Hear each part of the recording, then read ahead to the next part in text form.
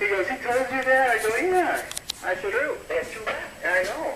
And I told him, I said, after he hung up, I told him to go check you guys out at Lansing, and I told him to ask for you, Dave, or Kyle. Now this is a snowstorm.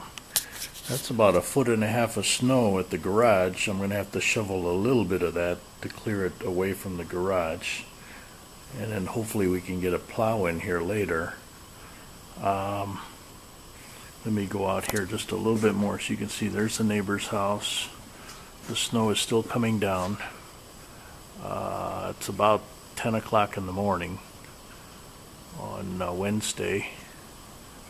And there's no way we're getting out in this right now.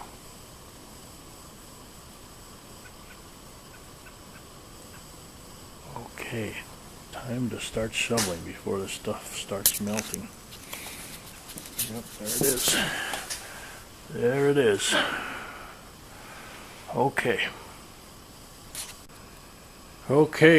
about after a half hour of shoveling, got a couple feet here, a couple feet there, a couple feet there.